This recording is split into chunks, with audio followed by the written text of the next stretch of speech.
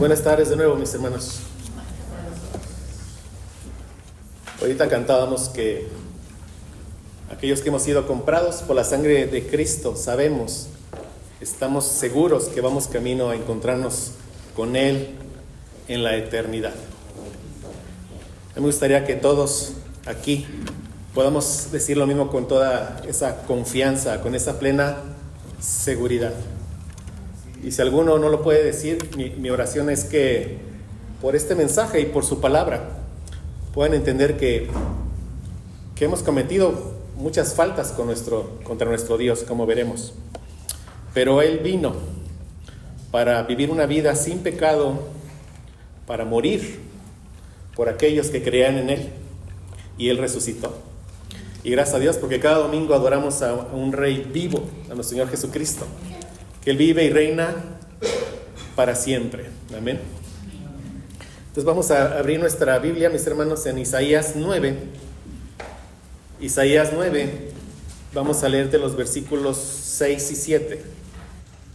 Porque un niño nos es nacido, hijo nos es dado, y el principado sobre su hombro, y se llamará su nombre Admirable Consejero, Dios fuerte, Padre eterno, Príncipe de paz. Lo dilatado de su imperio y la paz no tendrán límite, sobre el trono de David y sobre su reino, disponiéndolo y confirmándolo en juicio y en justicia desde ahora y para siempre. El celo de Jehová de los ejércitos hará esto. Cuando empecé a estudiar estos dos versículos, mis hermanos, mi intención era exponerlos en un solo mensaje. Pero después de estarlos estudiando, hay tanta riqueza aquí en estos dos versos, que lo que empezó como un mensaje se ha convertido en una pequeña serie, quizás de unos 4 mensajes, siendo este el primero. Entonces estaremos meditando en este texto este domingo y unos 3 más, si el Señor nos permite. Entonces el día de hoy vamos a dedicarlo a ver el contexto de este texto. Y vamos a meditar justo en la primera parte del versículo, cuando dice: porque un niño nos es nacido, hijo nos es dado. Ese es el nombre de este mensaje, porque un niño nos es nacido, hijo nos es dado. Cuando exponemos un texto de las Escrituras, debemos de considerar el contexto en el que ese texto se está dando. Es decir, los versos que están un poco antes, un poco después. Siempre debemos hacer eso.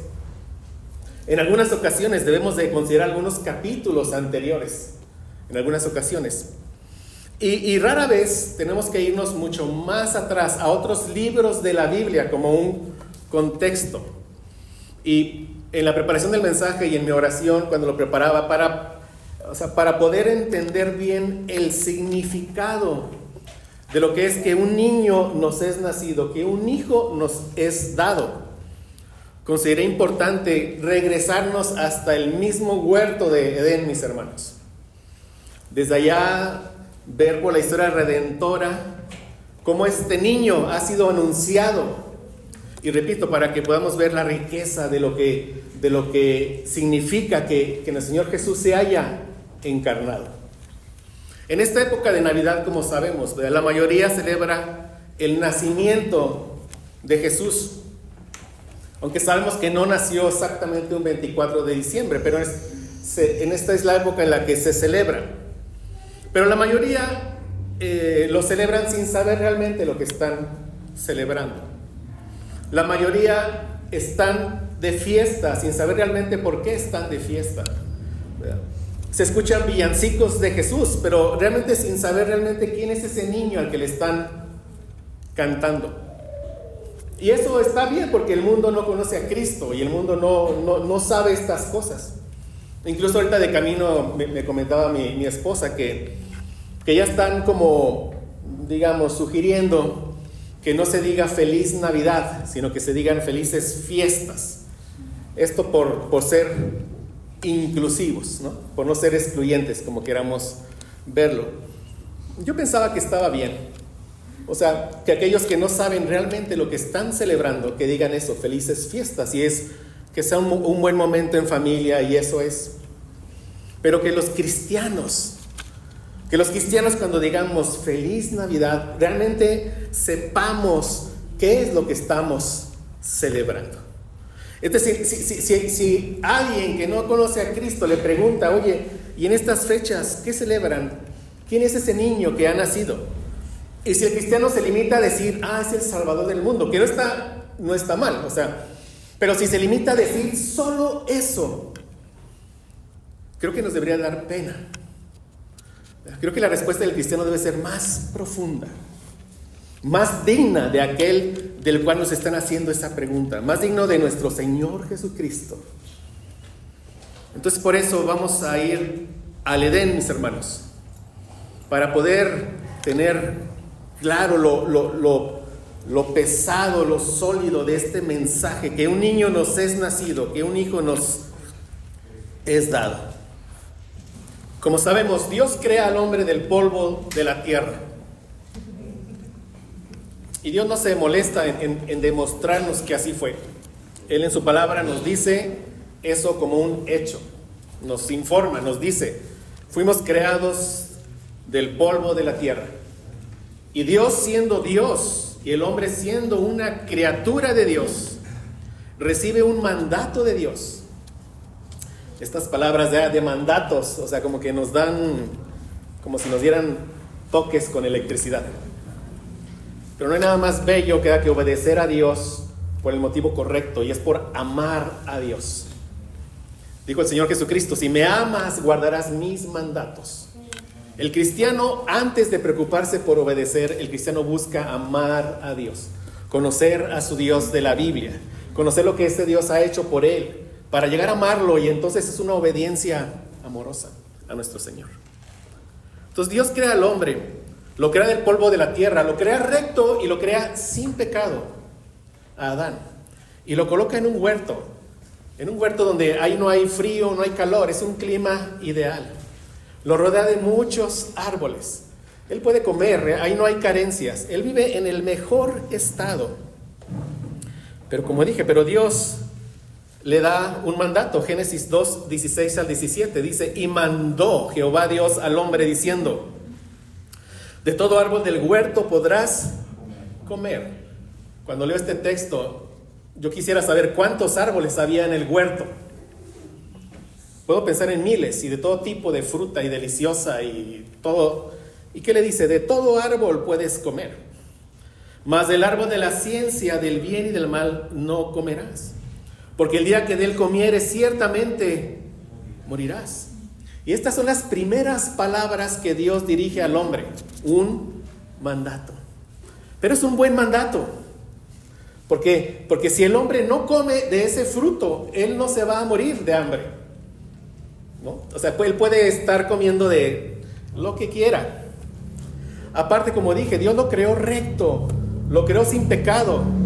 El hombre en el huerto, en su estado original, como fue creado, él amaba a Dios.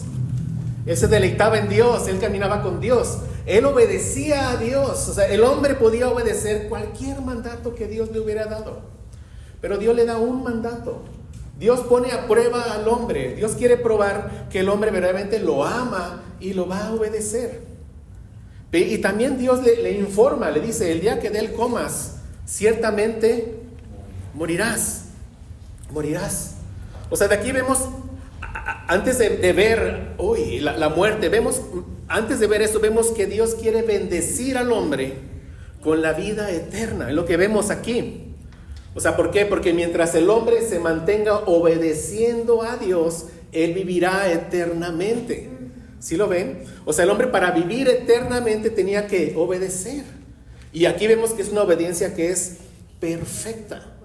Porque a la primer mordida que diera de ese fruto, de ese árbol prohibido, que por cierto no es una manzana, no se nos dice qué tipo es, pero en ese momento la muerte entraría. Él desobedecería a Dios. Eso es pecado. Pecado es desobedecer a Dios. El momento en que él tomara el fruto, mordiera, entonces él cometería pecado, y por el pecado entraría la muerte. Ahora, ¿qué es la muerte? Miren, conforme a este texto, Adán tenía vida porque tenía compañerismo con Dios, porque tenía comunión con Dios, porque escuchaba a Dios, porque podía conversar con Dios. Entonces la vida es tener comunión con Dios. Pero la muerte, entonces, ¿qué es? Es que esa comunión se rompa, que entre una enemistad entre Dios y el hombre. Esa es la muerte. Y es lo que le dice: el día que de él comas, o sea, el día que me desobedezcas, el día que cometas pecado, entonces morirás. Sabemos por el relato, ¿verdad? Que la serpiente, dice el relato, era más astuta. Y le dice a Eva que si come de ese árbol que Dios había dicho no comieras, porque ciertamente morirás, la serpiente le dice a Eva: ciertamente no moriréis. O sea, la serpiente entra y le miente a Eva. Entonces, y le dice algo más, le dice: ¿sabes? Lo que pasa es que si comes de este árbol, que es del conocimiento del bien y del mal, entonces lo que va a pasar es que tú serás como Dios. Serás como Dios. Eva codicia ser como Dios. ¿Cómo entendemos ser como Dios? Ya no depender de Dios. O sea, no tener que obedecer a Dios. Yo ser mi propio Dios. Yo establecer lo que sea bueno o malo, independientemente de lo que Dios diga. O sea, eso es lo que pasaría. Entonces Eva codicia y desobedece y come.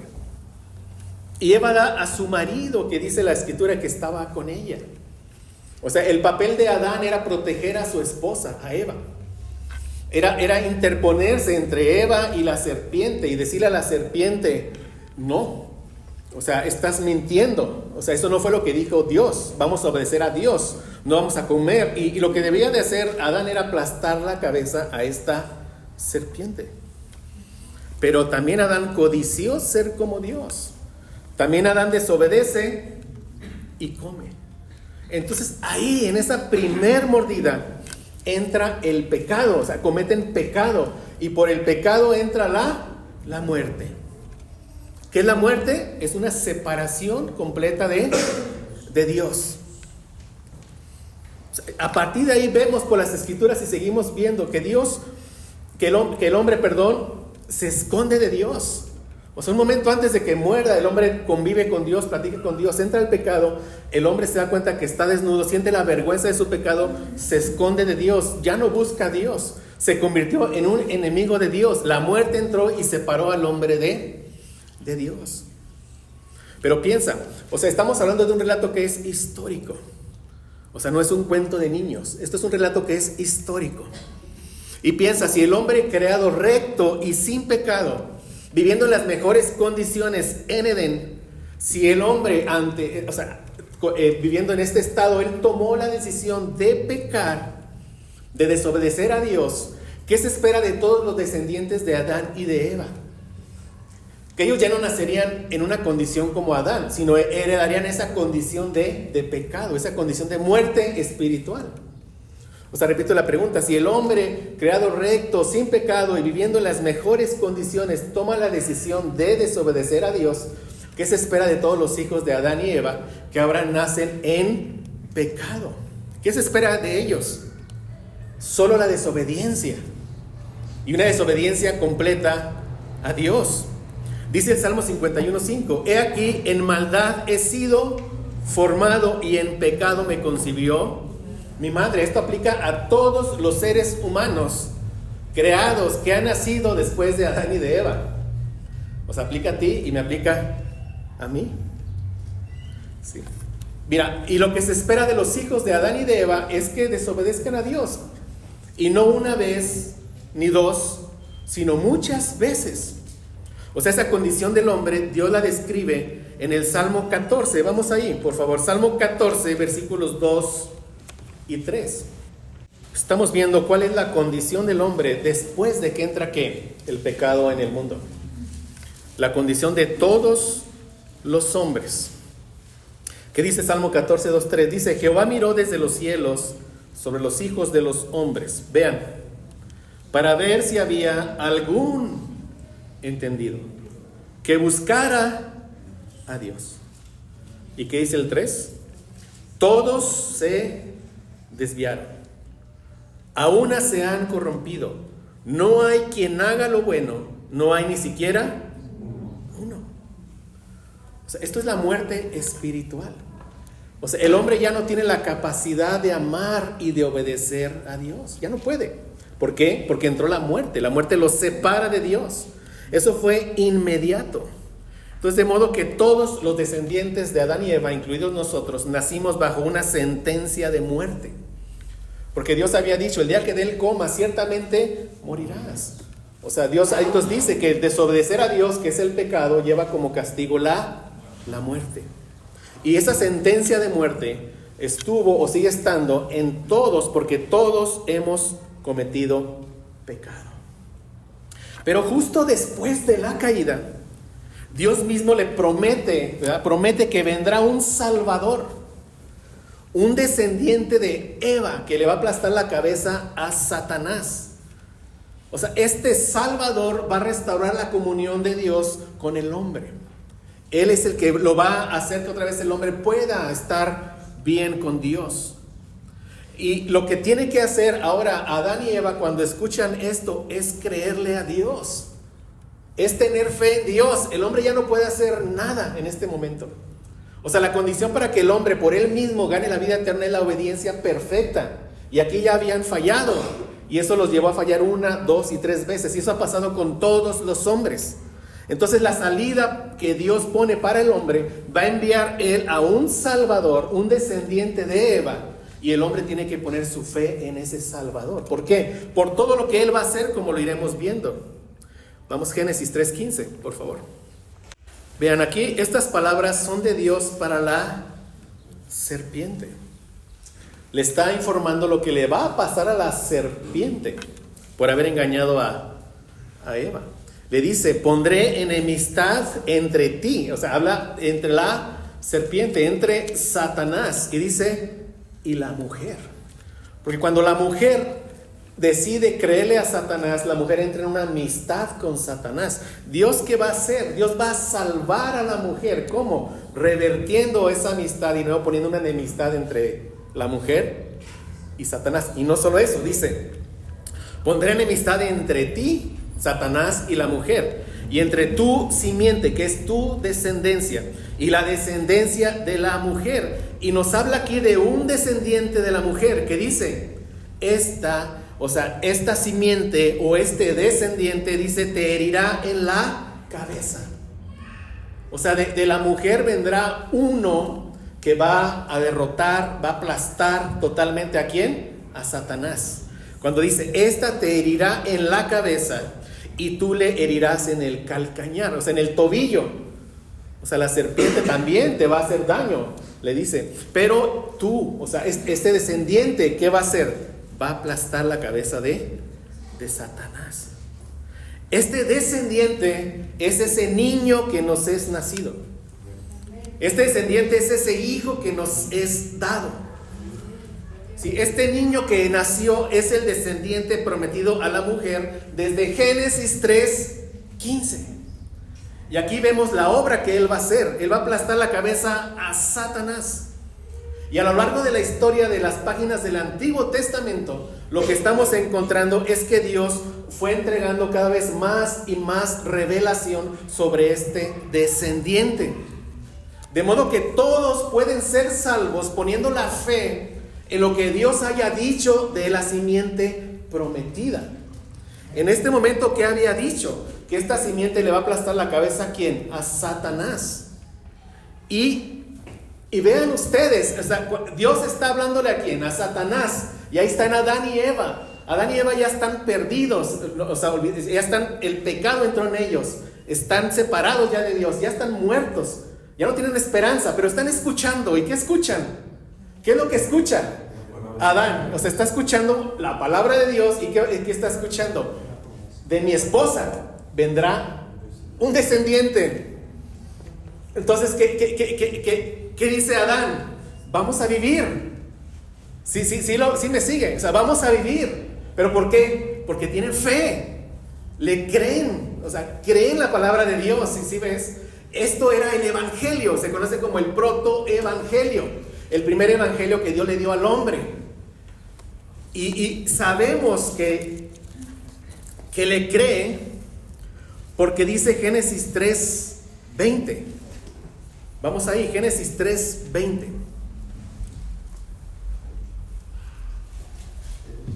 Dice, vean, esto es después de que escucha estas palabras, ¿verdad? Y dice, llamó a Adán el nombre de su mujer, Eva. ¿Pero por qué? Por cuanto ella era madre de todos los vivientes. O sea, él escuchó que viene un descendiente y ¿qué dice? Vamos a vivir. Vamos a vivir. Y no solo eso, sino vendrán muchos vivientes. Por eso le puso que Eva. O sea, Adán le creyó y por la fe fue salvo. Fue salvo. Fue perdonado por Dios. O sea, la evidencia de que Dios perdonó tanto a Adán como Eva la vemos en Génesis 3:21. Dice, Jehová Dios hizo al hombre y su mujer túnicas de pieles y los vistió. ¿Qué pasó aquí? Vean, o sea, Dios sacrifica a un animal inocente para cubrir la vergüenza de Adán y de Eva, para cubrir su desnudez, para cubrir ¿qué? Su pecado. Aprendemos hasta aquí de la simiente que para ser salvos esta simiente debe de hacer lo que Adán no hizo, porque la condición para ganar la vida eterna es que la obediencia perfecta. Esta simiente va a venir para hacer lo que Adán no pudo hacer, que es obedecer que perfectamente ¿a quién? A Dios. Pero también que aprendemos que vendrá a dar su vida por aquellos que crean en Él. O sea, cuando Dios sacrifica un animal inocente, estamos viendo que fue necesario la muerte de alguien inocente, en este caso un animal, como un sustituto. ¿Por qué? Porque Adán y Eva merecían morir porque habían pecado. Todos merecemos morir por nuestros pecados. Yo no sé si esto lo has escuchado 1, 2 o 3 veces. Y si esas 2 o 3 veces lo has ignorado, espero en el Señor que hoy no lo ignores. Porque es la palabra de Dios lo que estamos leyendo. Todos necesitamos de un sustituto. De alguien que nos ame tanto, que quiera vivir una vida sin pecado por nosotros. Uno que venga a representarnos. De alguien que nos ame tanto, que quiera venir a morir por nosotros. Y eso es lo que va a hacer este Hijo que nos es dado. Estamos viendo, o sea, qué importante pues fue que naciera nuestro Señor Jesucristo. Entonces tu salvación depende de confiar en este Salvador que vendrá. Solamente por fe puede ser salvo. Efesios 2, 8, 9, vamos ahí. Por favor, Efesios 2, 8, 9. Quiero que tú lo leas, porque yo sé que te han dicho que tú te puedes salvar por tus propias obras. Eso es una mentira. Es una mentira que te sigue dejando ahí en la condenación. Porque la condición que Dios dejó es la obediencia perfecta. Y ningún hombre puede obedecer a Dios perfectamente. Todos los que estamos aquí hoy, el día de hoy, ya hemos cometido varias transgresiones a la ley de Dios. Evidentemente incluido yo. Pero dice Efesios 2, 8, 9, porque por gracia sois salvos. Es la gracia de Dios. O sea, Él nos da un regalo que no merecemos. Nos da la salvación. ¿Y qué dice? Por medio de la fe. ¿De la fe en qué? En esta simiente prometida. En lo que Dios haya revelado hasta el momento en que cada ser humano haya existido. Por medio de la fe en nuestro Señor Jesucristo. Y esto no de vosotros, pues es un don de Dios. Y dice el 9, no por obras. Nadie puede salvarse por hacer algo. Nadie. Porque repito, ¿cuál es la condición? La obediencia perfecta. Pero la soberbia del hombre le impide aceptar esto. El hombre piensa que él debe de poder hacer algo para salvarse a sí mismo, pero tiene que humillarse, entender que no puede hacer nada, pero ya está ya hay una salvación provista con Dios, y es que tener fe en la simiente prometida. Entonces, Adán y Eva creen. Dios los perdona, los salva porque tuvieron fe en las palabras de Dios, pero lo que Dios dijo sobre quién, sobre este descendiente prometido. Y Adán y Eva son expulsados del huerto. Dice el relato bíblico, para que no coman del árbol de la vida y vivan para siempre. A un lado de este árbol del conocimiento del bien y del mal había otro árbol que se le llama el árbol de la vida. Y dice, para que no coman del árbol de la vida y no vivan eternamente en ese estado de miseria, en ese estado de pecado. Mira, ¿qué es la muerte eterna? La muerte eterna es vivir para siempre separado de Dios. ¿Y la vida eterna qué es? Vivir para siempre en comunión con Dios. Si ellos en su estado de muerte extienden su mano y comen del árbol de la vida, ellos vivirían eternamente en muerte espiritual, separados de Dios. Pero Dios los expulsa. Pero a partir de ahí vemos en todo el relato bíblico esta misma historia. Vemos al hombre hundiéndose en sus pecados y vemos a Dios buscando al hombre para mostrar su gracia y su misericordia para con el hombre. Porque a partir de ahí nadie busca a Dios. Vamos a Génesis 6, 5, 8, por favor. Este pasaje lo encontramos justo antes del diluvio. Un diluvio universal que vino a la tierra como un juicio de Dios por la maldad de los hombres. Y los hombres después del diluvio no cambiaron su naturaleza, siguen siendo los mismos. La naturaleza del hombre sigue siendo la misma. O sea, aquí Dios te está a ti describiendo si estás sin Cristo. Repito, o sea, es la palabra de Dios. Vean, Génesis 6, 5, 8 dice: y vio Jehová que la maldad de los hombres era mucha en la tierra, y que todo designio de los pensamientos del corazón de ellos era de continuo solamente el mal. O sea, el hombre sin Cristo está tan entenebrecido que no puede ver su propia maldad. Pero gracias a Dios que por medio de su palabra nos muestra cuál es nuestra condición. Y en su palabra leemos esto: vio Jehová que la maldad de los hombres era mucha en la tierra, y que todo designio de los pensamientos del corazón de ellos era de continuo solamente el mal. Ese era nuestro corazón antes de que Cristo llegara a nuestra vida. Y ese es tu corazón si aún sigues rechazando a Cristo. Dice el 6: y se arrepintió Jehová de haber hecho hombre en la tierra, y le dolió en su corazón. Y dijo Jehová: raeré de sobre la faz de la tierra a los hombres que he creado, desde el hombre hasta la bestia, y hasta el reptil y las aves del cielo, pues me arrepiento de haberlos hecho. Pero ¿qué dice el 8? Pero Noé halló gracia. Noé halló gracia. ¿Qué hizo Noé para ser salvo? Si es por gracia, no es por obras. Noé halló gracia. Dios fue en busca de Noé para salvarlo. Amén. Noé halló gracia. ¿Qué estamos viendo? De nuevo, a partir de la caída estamos viendo la condición del hombre. Nadie busca a Dios, y Dios siempre va en busca de manera personal de cada uno de los que serán salvos. Eso ocurre en tu vida si estás en Cristo. Dios fue por ti de manera personal para traerte a Él. Seguimos avanzando en la historia y nos encontramos con Abraham, del cual se nos dice en Josué 24:2 que estaba adorando a otros dioses. Te lo voy a leer, Josué 24:2. Y mira, Abraham es conocido como el padre de la fe. Pero antes de que Dios buscara a Abraham, Abraham estaba como todos los hombres, separado ¿de quién? De Dios.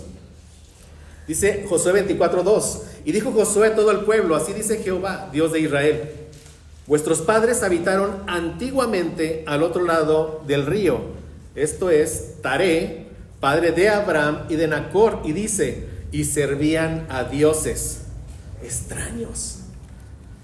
Y decimos, aún Abraham, aún el padre de la fe, es algo que no debe de sorprendernos, porque de nuevo, a partir de la caída, nadie busca a Dios. No hay quien haga lo bueno, no hay ni siquiera uno, como dice el Salmo 14:3. Pero gracias a Dios que Él va en busca de los suyos. Y Dios fue en busca de Abraham y le prometió en Génesis 12:3. Vamos ahí, Génesis 12:3. Encontramos una gran promesa aquí que Dios le hace a Abraham.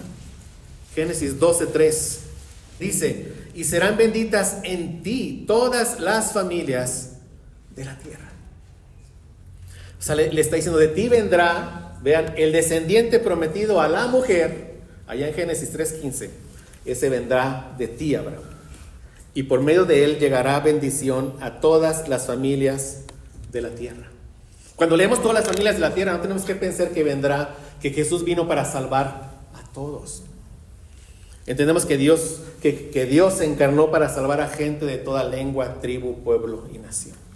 Gente de todas las naciones serán salvas. Gente de Durango será salva. Amén.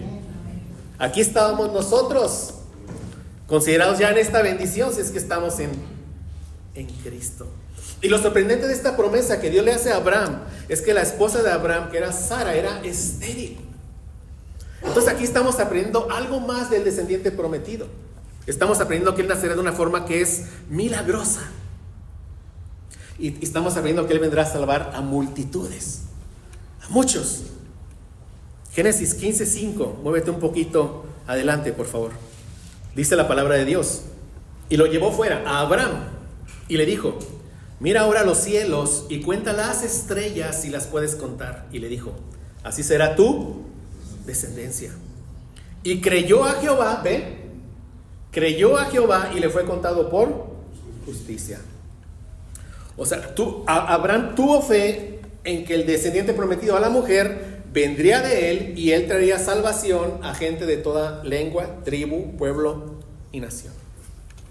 Adán creyó que este Salvador salvaría a multitudes a lo largo de todo el mundo, en todo tiempo, de todas las edades. Y lo ha venido haciendo desde Adán, Eva, hasta ti, si es que estás en Cristo. Entonces, mira, este descendiente va a aplastar la cabeza de Satanás. Va a obedecer perfectamente a Dios.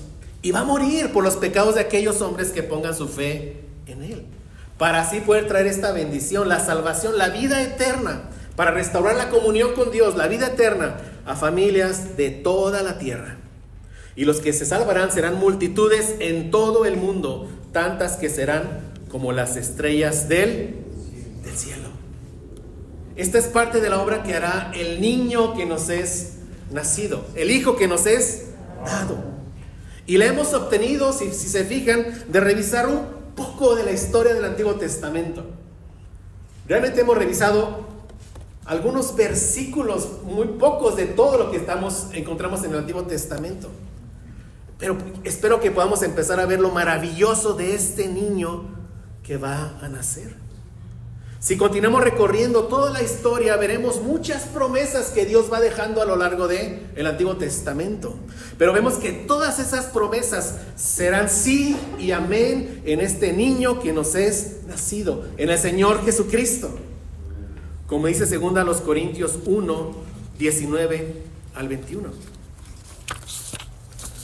Te lo voy a leer. 2 Corintios 1, 19 al 20. Dice: porque el Hijo de Dios, Jesucristo, que entre vosotros ha sido predicado por nosotros, dice Pablo, por mí, Silvano y Timoteo, no ha sido sí y no, mas ha sido sí en él. Y agrega en el versículo 20, porque todas las promesas de Dios son en él, en Cristo sí y en Cristo amén. O sea, ¿qué quiere decir? Que este niño que nos es nacido, él vino a cumplir con todas las promesas que Dios va dejando a la humanidad caída. Seguimos avanzando en la historia y vemos que Dios le promete un hijo a David. Cuando le dice, vamos ahí, 2 de Samuel 7, 12 y 13.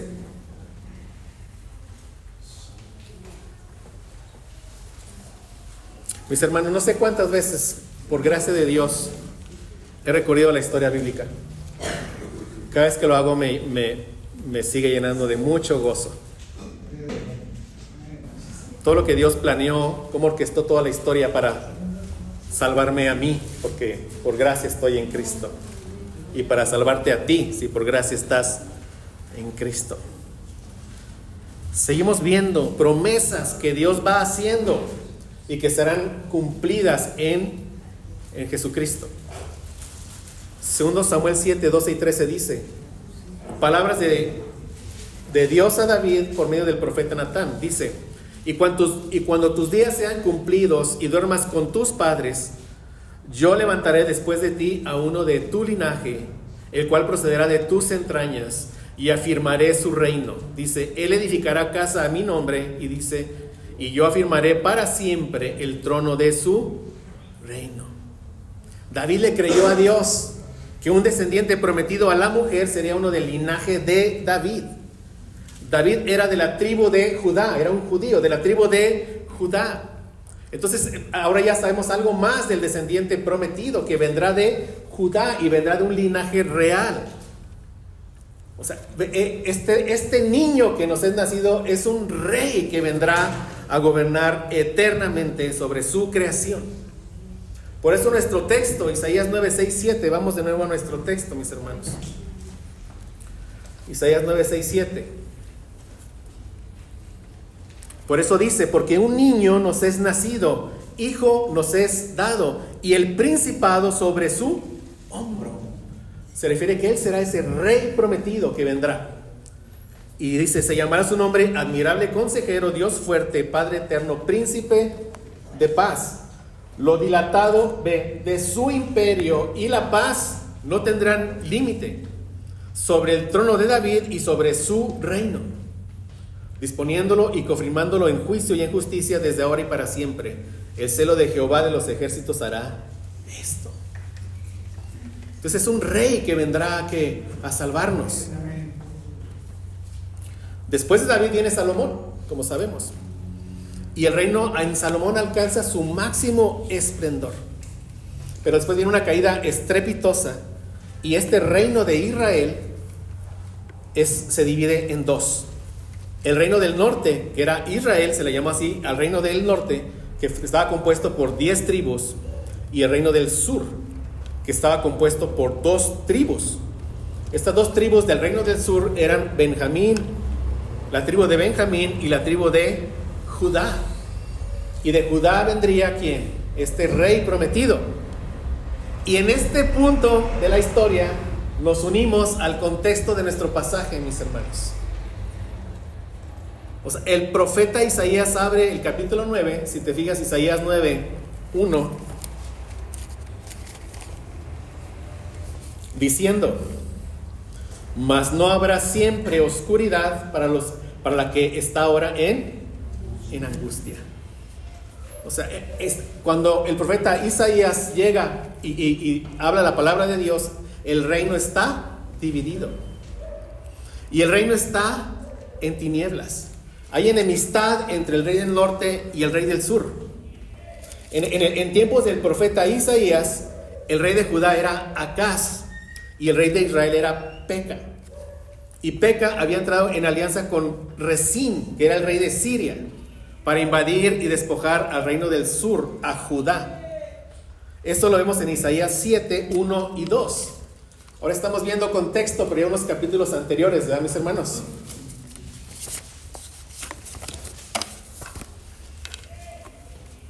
Para los que nos visitan, así es como estudiamos la palabra de Dios, extrayendo toda la verdad solamente de ¿qué? De la palabra de Dios.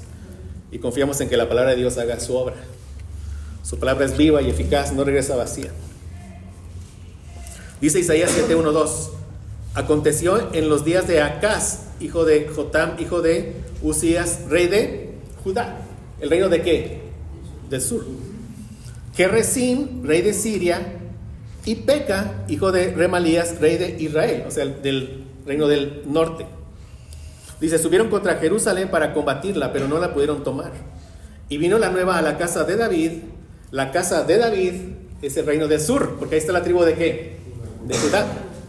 Diciendo, Siria se ha confederado, se ha aliado con Efraín. Así se le conocía al reino del norte, porque la tribu más grande de las 10 era la tribu de Efraín. Entonces le dice, o sea, se han aliado y vienen contra ti, te van a despojar. ¿Y qué pasa con el rey Acaz? Dice, se le estremeció el corazón y el corazón de su pueblo, como se estremecen los árboles del monte a causa del viento. Pero vean ustedes, que este reino del norte ya hizo una alianza con un reino que es pagano, que es Siria. Y las intenciones del reino del sur, de Acaz, era hacer alianza con otro reino pagano, que era Asiria. O sea, vemos nuevamente, en este punto de la historia, ellos no buscan a Dios, no confían a Dios, no dependen de Dios. Pero Dios va a tener misericordia de Acaz. ¿Por qué? Porque de ahí vendría la simiente prometida, mis hermanos. Vamos a leer este texto, Isaías 7:3. Ahí estás, Isaías 7:3 dice: entonces dijo Jehová a Isaías: sal ahora al encuentro de Acaz. Versículo 4: y dile, guarda y repósate, no temas ni se turbe tu corazón, a causa de estos dos cabos de tizón que humean. Así está describiendo a qué, al reino de Siria y al reino de Israel. O sea, dos cabos que humean, estos están por morir, por morir. Y más adelante dice en el versículo 8: porque la cabeza de Siria es Damasco y la cabeza de Damasco Resín. Está diciendo, son solo hombres, es lo que está diciendo Dios. O sea, estos hombres, ¿qué pueden hacer contra mí? Nada. ¿Y qué dice? Y dentro de 75 años, Efraín, que es el reino de qué, del norte, será quebrantado hasta dejar de ser pueblo. Dice, y la cabeza de Efraín es Samaria, y la cabeza de Samaria el hijo de Remalías. Dice lo mismo, porque son hombres. Pero ¿qué les está diciendo ahora a Acaz y al reino del sur?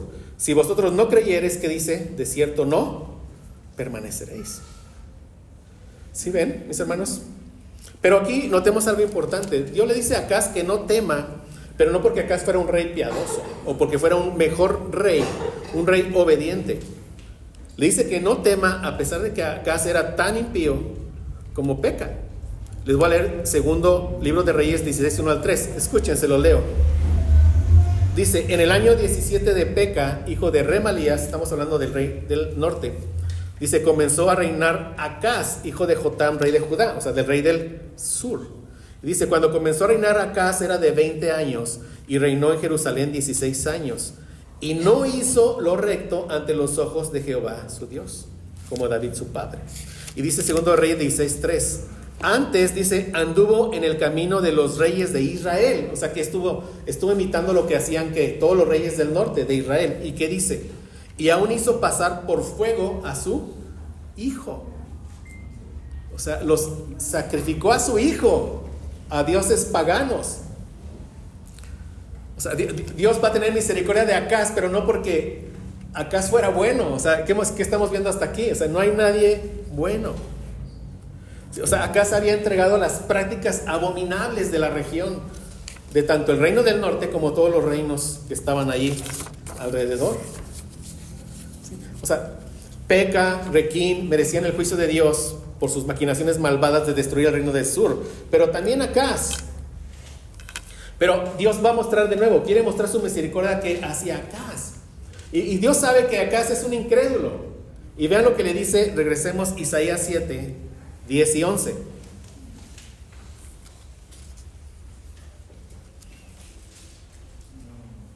O sea, conociendo esto, que era un rey que impío, un rey que no tenía fe en Dios, un rey que no quería confiar en Dios. Le dice, habló también Jehová a Acaz diciendo, pide para ti señal de Jehová tu Dios, demandándola ya sea de abajo en lo profundo o de arriba en lo alto. O sea, le está diciendo, para que sepas que te voy a cumplir, que te voy a proteger, que le dice, pídeme cualquier señal, la que tú quieras, por imposible que parezca, lo que sea, y yo la voy a ¿qué? A cumplir. Pero ¿cuál es la respuesta de Acaz? Isaías 7:12, ¿qué dice? Respondió Acaz y dijo, no pediré y no tentaré a Jehová. Aparentemente es una respuesta piadosa, pero realmente Acaz responde esto porque Acaz no quiere confiar en Dios, porque Acaz no tiene ya fe en Dios. Y vemos más adelante en segundo de Reyes 16, 7, 8 que Acaz termina haciendo alianza con Asiria. Te lo voy a leer. Dice, entonces Acaz envió embajadores a Tiglat-Pileser, rey de Asiria. Segunda de Reyes 16, 7. Yo soy tu siervo, le dice Acaz. Yo soy tu siervo. Y tu hijo, le dice. ¿Y dónde está Dios? Le dice, sube y defiéndeme de mano del rey de Siria y de mano del rey de Israel que se ha levantado contra mí. Y dice, y tomando Acaz la plata y el oro que se halló en la casa de Jehová. La casa de Jehová era el templo de Dios. Los utensilios habían sido consagrados para un uso santo. ¿Y qué hace Acaz? Los toma y los envía como un pago hacia una nación pagana. ¿Para qué? Para que lo proteja. Y dice, y en los tesoros de la casa real, también de la casa real, y envió al rey de Asiria un presente. Entonces, ¿qué hace Acaz? Cambia al Dios Todopoderoso por un rey pagano. Él decide confiar en ¿qué? En Asiria. Pero si seguimos leyendo la historia que había dicho Isaías ahí en 7:9, si vosotros no creyereis, de cierto no permaneceréis. O sea, Acaz le da un tributo al rey de Asiria para que lo proteja. Y vemos en la historia que ciertamente Asiria viene y arrasa con el reino del norte, porque así lo había profetizado Dios. El reino del norte ahí desaparece, pero no solo eso, se sigue y va y también arrasa al reino del sur y casi termina con él. Pero Dios no lo permite, ¿por qué? Porque no había nacido ¿quién? La simiente prometida. Eso es lo que vemos en el contexto. Por eso leemos en nuestro contexto de nuevo, Isaías 9, 1 y 2. Mas no habrá siempre oscuridad para la que está ahora en angustia. Y dice el versículo 2, el pueblo que andaba, Isaías 9, 2, el pueblo que andaba en tinieblas vio gran luz. Los que moraban en tierra de sombra de muerte, luz resplandeció sobre ellos. Ese contexto del Antiguo Testamento nos sirve para ver estas historias y ver cuál es nuestro contexto actual, y es el mismo. Es el mismo. Es un mundo que prefiere confiar en gobernantes.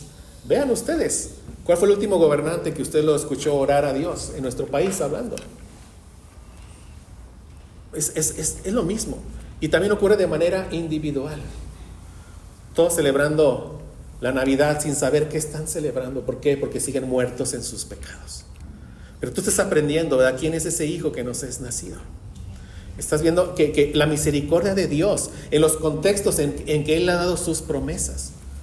Un contexto donde antes del diluvio, ¿qué dijo? Pero la maldad era mucha y que no halló gracia. Un contexto en el que Abraham estaba adorando a otros dioses, pero que Abraham lo escoge y le promete que de él vendrá el descendiente. Un contexto en que los mismos reinos de Israel están divididos, están en guerra, están luchando y no están buscando a Dios. ¿Alianzas con qué? Con reyes paganos. Ese es el contexto. Ese será el contexto cuando el Señor Jesucristo venga por segunda vez. El Señor Jesucristo vino por primera vez hace 2000 años, más de 2000 años, pero Él vendrá por segunda vez. Y este es un tiempo de salvación, es un tiempo de gracia.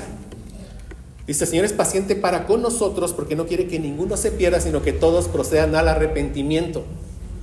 El Señor Jesús vino, ya hizo toda su obra, ya nació, ya vivió perfectamente, ya murió, resucitó, está a la diestra del Padre. Él está ahora esperando que su iglesia, que nosotros que compartamos su mensaje para que otros lleguen al arrepentimiento. Dios prometió que volverá por segunda vez. Y algunos dicen, pero ¿cuándo vendrá? Eso es mentira. No, dice, Dios no tiene su promesa por tardanza y de nuevo, sino que está esperando que todos procedamos al arrepentimiento. Pero Él vendrá por segunda vez. Pero vendrá ahora a juzgar, a traer juicio sobre vivos y sobre muertos. Cuando Él venga por segunda vez, habrá una resurrección de todos los que hayamos muerto. Pero si yo muero en Cristo, dice la Biblia que yo estaré dormido en Cristo. Cuando venga el Señor Jesús me resucitará. ¿Para qué? Para darme acceso a la gloria eterna, al paraíso que Adán perdió. Pero si tú mueres en tus pecados, dice la Biblia que tu cuerpo estará y tu alma en prisiones de oscuridad esperando por el juicio. Y cuando Jesús venga por segunda vez, Él vendrá a traer juicio. Si tú resucitas, pero porque moriste sin haberte arrepentido, entonces serás lanzado a un lugar que la Biblia describe, el lago de fuego. Esa es la verdad de Dios. Yo no sé si estás luchando ahí ahorita contigo. ¿Creeré o no creeré? ¿Será tan fácil solo creer? Dios ya hizo toda la obra en su Hijo Jesucristo. Si crees en el Señor Jesucristo, serás salvo. Acaz rechazó la señal. Vimos, Dios le quería dar una señal. Te voy a dar una señal para que sepas que mi promesa de protegerte es cierta. ¿Y qué dice Acaz? No quiero tu señal. Yo quiero confiar en en otro rey pagano y va con el rey de Asiria. Pero con todo, Dios entrega su señal. Isaías 7:14. Vamos ahí. Vean ustedes los contextos en los que Dios muestra su gracia y su misericordia para con nosotros. Siempre tienen que ser un contexto de rechazo del hombre, no puede ser de otra manera, mis hermanos. No hay hombre bueno, ni siquiera uno. No lo encuentras en ninguna página de la Biblia. Y no lo encuentras en ninguna parte del mundo, porque eso dice la Biblia. Dice Isaías 7:14, por tanto, el Señor mismo os dará señal. He aquí que la Virgen concebirá y dará a luz un hijo y llamará su nombre Emanuel. Esa es la señal. Habíamos visto con Abraham que el descendiente prometido nacería de manera milagrosa, porque la esposa de Abraham era ¿qué? Estéril. Y aquí vemos de manera más específica el milagro del nacimiento. Dice, he aquí que la Virgen concebirá y dará a luz un hijo y llamará su nombre Emanuel. El rechazo del hombre hacia Dios ha sido obstinado. Pero gracias a Dios que él desde la eternidad se propuso salvar a un pueblo para su gloria. Porque si tú entiendes que eres salvo solo porque Dios te buscó, tú no hiciste absolutamente nada, entonces le darás toda la gloria a Dios por tu salvación. Lo amarás y le obedecerás. Esta profecía de Isaías 7:14 fue escrita 700 años antes del nacimiento de nuestro Señor Jesucristo. 700 años después se cumple al pie de la letra. Mateo 1, vamos, Mateo 1, 18, y leeremos algunos textos de aquí. Mateo 1.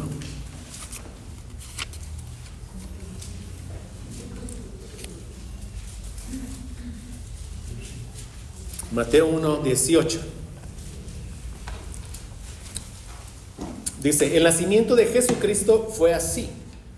Estando desposada María, su madre, con José, antes que se juntasen, antes de que tuvieran intimidad, antes de que tuvieran relaciones sexuales. Dice, se halló que había María concebido del Espíritu Santo. José, su marido, como era justo y no quería infamarla, quiso dejarla secretamente. Y pensando él en esto, he aquí un ángel del Señor le apareció en sueños y le dijo, José, hijo de David. ¿Por qué enfatiza esto la palabra hijo de David? Porque el rey vendría de la línea de David. Y dice, no temas recibir a María tu mujer, porque lo que en ella es engendrado del Espíritu Santo es. Y dice Mateo 1:21, y dará a luz un hijo, y llamará su nombre Jesús, porque él salvará a su pueblo de sus pecados. Y agrega, todo esto aconteció para que se cumpliese lo dicho por el Señor, por medio del profeta, cuando dijo, y aquí el apóstol Mateo cita Isaías 7:14, cuando dice, he aquí una virgen concebirá y dará a luz un hijo, y llamaré su nombre Emanuel. Y nos da el significado del nombre, dice, que traducido es Dios con nosotros. Gracias a Dios. O sea, Dios le está prometiendo en Isaías 7:14, lo que está prometiendo es que Dios mismo se va a encarnar, Dios mismo va a nacer de una virgen y a lo que viene es a salvar a su pueblo de sus pecados. No de la opresión política que estaban sufriendo por los romanos, no de la pobreza. Jesús no vino para traer un mensaje de prosperidad, no de las enfermedades, aunque Él tiene poder para sanar, pero vino a salvarnos de lo que nos tenía condenados al infierno eterno, que es que nuestros pecados. Dice, vino a salvar a su pueblo de sus pecados. Y de este hijo que nace de una virgen se nos dice en Isaías 9:6, porque un niño nos es nacido, hijo nos es dado, el principado sobre su hombro, y se llamará su nombre admirable consejero, Dios fuerte, Padre eterno, príncipe de paz. Y ese niño nació. Amén. Gracias a Dios. Este hijo, entonces, es el cumplimiento de todas las promesas que encontramos a lo largo del Antiguo Testamento. Es un rey eterno que vino a traer un reino, pero un reino que es celestial. Un reino que nace de manera milagrosa. Un rey que obedeció perfectamente la ley de Dios, que murió por los pecados de todos los que él venía a salvar. Y ahí en la cruz es donde le aplasta la cabeza a Satanás. Y así, una vez hecha toda su obra, muere, pero resucita. Y de esta manera es como Él trae salvación y vida eterna a familias de toda la tierra. ¿De qué manera? Creyendo en la obra del Señor Jesucristo. Ya para cerrar, mis hermanos, meditemos un poco más en esta declaración. Porque un niño nos es nacido, hijo nos es dado. O sea, con estas palabras, mis hermanos, vemos que Jesús es una persona extraordinaria. O sea, Jesús es la única persona, vean, la única persona en todo el universo que es verdaderamente Dios y verdaderamente hombre. O sea, Jesús nació como hombre, como naciste tú y como nací yo, como todos. Tenía que ser un hombre para que nos pudiera representar, para que pudiera morir en nuestro lugar, para poder dar su vida por nosotros. Tenía que ser uno como nosotros. Pero Jesús, siendo Dios, no comete ¿qué? Un solo pecado. Tenía que ser Dios para poder dar su vida en la cruz y para poderla volver a tomar. Como dice Juan 10, 17 y 18. Por eso me ama el Padre, porque yo pongo mi vida para volverla a tomar. Nadie me la quita, sino que yo de mí mismo la pongo. Tengo poder. ¿Por qué? Porque es Dios encarnado. Dice, tengo poder para ponerla y tengo poder para volverla a tomar. Este mandamiento recibí de mi Padre. Juan 10, 17 y 18. Este Hijo, dice, nos fue dado, nos fue entregado, nos fue regalado por Dios, a pesar de nuestros pecados. Y por causa de nuestros pecados es que vino el Hijo de Dios. Juan 3:16, vamos ahí, por favor. Juan 3:16 dice, porque de tal manera amó Dios al mundo, que ha dado a su Hijo unigénito, para que todo aquel que en Él cree, vean, todo aquel que en Él cree, no se pierda, mas tenga vida eterna. Dios ya hizo su obra, ya envió a su Hijo. El Hijo también ya hizo su obra, vivió perfectamente, murió por nuestros pecados, resucitó y está a la diestra del Padre. De manera que todo aquel que en Él cree no se perderá en el infierno, sino que dice, tendrá vida eterna. Escucha esto. Sigamos leyendo Juan 3, 17 y 18. Dice, porque no envió Dios a su Hijo al mundo para condenar al mundo, sino para que el mundo sea salvo por Él. El que en Él cree no es condenado. Porque si yo creo en Cristo, entonces la ira de Dios ya no es sobre mí, sino fue sobre ¿quién? Sobre Cristo. Cristo ya murió mi muerte si yo creo en Cristo. Amén. Pero el que no cree ya ha sido condenado, porque no ha creído en el nombre del unigénito Hijo de Dios. Como decía el domingo pasado, el mensaje es amargo y es dulce. Amargo porque nos muestra nuestra condición. Todos somos pecadores. Todos necesitamos de este Salvador. Pero también el mensaje o salva o condena, conforme a este texto. De manera que aquí algunos saldremos gozosos por la salvación que llegó a nuestras vidas. Pero quizás otros salgan con la condenación confirmada en sus vidas. El que en Él cree no es condenado, pero el que no cree ya ha sido condenado, porque no ha creído en el nombre del unigénito Hijo de Dios. ¿Qué tienes que hacer para ser salvo? Creer. ¿Estás luchando ahí en tu corazón? O sea, es tan difícil creer. ¿Piensas que puedes confiar en ti mismo? No puedes. ¿En quién quieres confiar? ¿Tu presidenta? ¿En quién quieres confiar? Confía en Jesucristo y serás salvo. Confía en el Hijo de la mujer, ¿sí? En la simiente prometida de Génesis 3:15, que en la cruz le aplastó la cabeza a Satanás. Confía en Él. Solo en Él. O sea, Cristo es el que recibió la ira de Dios por los pecados de aquellos que pondrían su fe en Él. Ve, Cristo con su muerte vence la muerte. Porque ahí Él lleva nuestros pecados. Ahí Cristo mató nuestros pecados.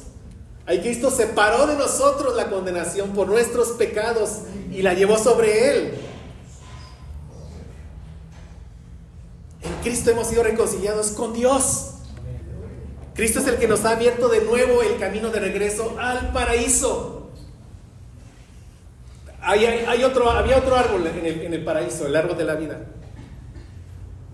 En la cruz del Calvario es donde tenemos acceso al árbol de la vida, del cual podemos comer para vivir eternamente. Porque Cristo es nuestra comida. Y nuestra comida es creer solo en Él para vida eterna. Él es nuestro árbol de la vida. Amén.